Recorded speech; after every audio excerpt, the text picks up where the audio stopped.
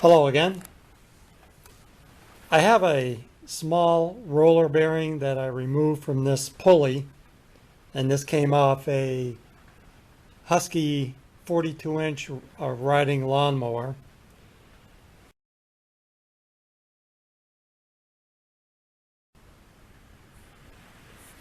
And I wanted to come up with a way to repack that bearing. And after a little bit of thought, I think I came up with a relatively easy and efficient way to repack that with grease. For this job, you'll need a small rubber plug or something to keep grease from flowing through the bore on the bearing, a length of shrink sleeving, and of course a grease gun. And in this gun I have it loaded with marine wheelbase grease. The first step is to take that rubber plug and put it in the bore of your bearing. Okay, I've got that rubber plug installed. It doesn't have to be a rubber plug. You can use anything to keep grease from going out that bore, and that end doesn't matter.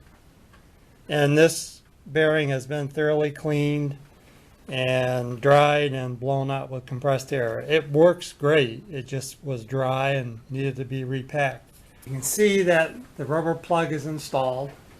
Now I'm going to take that piece of shrink sleeving, and I think I mentioned this bearing is 1 inch OD, and this is 1 inch diameter heat shrink sleeving. So I'm going to take that and slide that over the outside of that bearing just a little bit past, so when I shrink this, it's going to just come down around that edge a little bit. And then I'm going to take my grease gun. I take the shrink sleeving and I put it around the grease gun, and then I'll shrink that all down so it's a nice tight fit. I'll pump the grease gun, and hopefully the grease will be forced out through the bearing on the open end. Okay, I've taken my heat gun and I've shrunk that heat shrink sleeving down around the bearing and the end of the grease gun. And you can see it's got a nice snug fit, and I'm fairly confident I can force grease through here and repack that bearing. And hopefully you can see the end of that, or the open end of the bearing there. And now I'm going to pump the grease gun.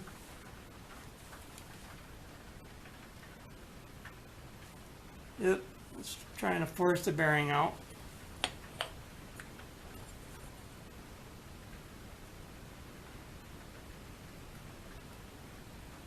There's one pump.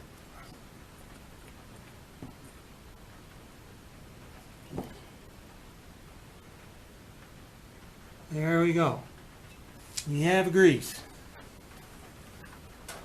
So my crazy idea worked. Now what I'm going to do is just turn this to make sure grease is all through there, and then give it a little pump, and then this will be done. So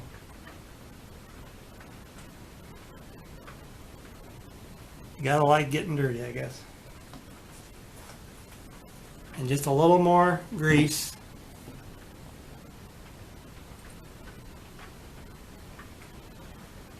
There we go.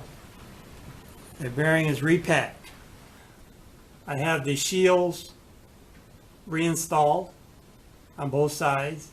And what I decided to do is I installed an O-ring on the upper side of the bearing, because the bearing sits like this in the lawnmower, to try to keep crap from getting back down past the shield into the rollers.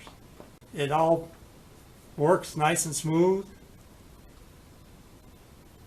Very pleased how that worked.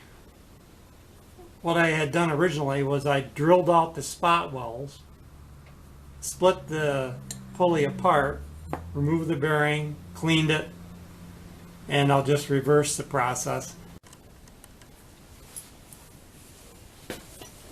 Well, here's the finished product. It's still warm. I spot welded right on the inside, and if it ever needs to be serviced again, I can just cut those welds and split it and repeat the process. And there's the O-ring, and again, it'll sit like this, and hopefully it'll keep the crap from getting back down into the rollers. But it spins nice and free.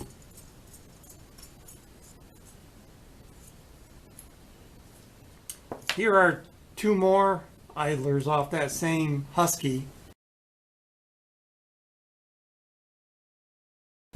And I drilled out the rivets that they had in here, split it.